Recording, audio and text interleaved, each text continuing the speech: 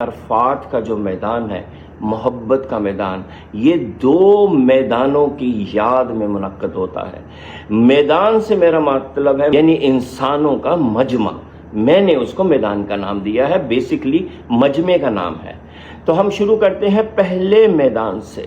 یہ میدان اس وقت قائم ہوا تھا جب اللہ تعالیٰ نے انسان کی روح کو بنایا تھا، اس میں اپنی صفات میں سے تھوڑی سی مقدار میں صفات شامل کی تھی، اور پھر فیصلہ کیا تھا کہ اس روح کو ایک جسم میں ڈالنا ہے اور دنیا میں تھوڑی دیر کے لیے اس مخلوق کو رکھنا ہے۔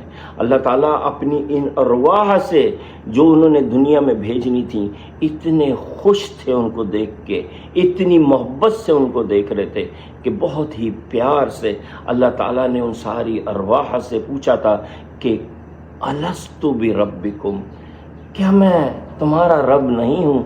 اور انہوں نے بڑے ہی جذبے کے ساتھ، محبت کے ساتھ بولا تھا کہ بلا، بے شک آپ ہمارے رب ہیں۔ عرفات کی محبت کا جو میدان ہے وہ اس پہلے محبت کے میدان کی یاد میں منعقد ہوتا ہے، تاکہ ہم بھولیں نہ کہ ہم نے ایک میدان میں کھڑے ہو کے ہماری ارواح نے اللہ تعالیٰ کے رب ہونے کا وعدہ کیا تھا، یقین دلایا تھا۔ اب آ جاتے ہیں دوسرے محبت کے میدان کی طرف۔ یہ وہ میدان ہے جو جنت میں مسلمانوں کے جانے کے کچھ عرصے کے بعد بنے گا، سجے گا۔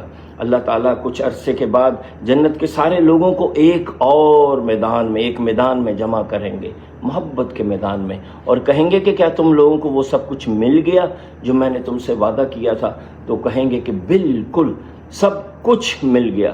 تو اللہ کہیں گے کہ ٹھہرو، ابھی میری محبت میں سے کچھ اور رہتا ہے۔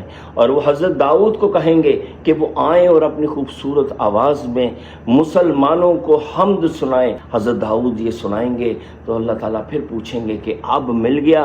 تو مسلمان کہیں گے کہ لذت کی کوئی انتہا نہیں رہی، بہت مزہ آیا۔ اللہ تعالیٰ کہیں گے کہ ٹھہرو، ایک چیز اور رہتی ہے، اور وہ فرشتوں کو حکم دیں گے کہ پردہ ہٹاؤ۔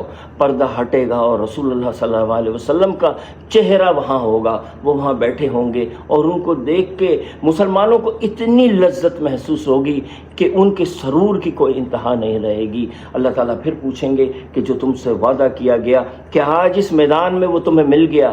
اور مسلمان کہیں گے کہ بالکل مل گیا۔ اور اللہ تعالیٰ پوچھیں گے کہ اب تمہیں اور کیا چاہیے؟ تو لوگ کہیں گے کہ اس محبت کے میدان میں ہماری ایک آخری خواہش ہے، وہ پوری کر دے۔ اللہ تعالیٰ کہیں گے، اللہ تعالیٰ کو پتہ ہے وہ کیا خواہش ہے، لیکن اللہ تعالیٰ پوچھ رہے ہیں۔ کہیں گے کہ کیا خواہش ہے؟ کہیں گے یا اللہ ہم نے آپ کو دیکھنا ہے۔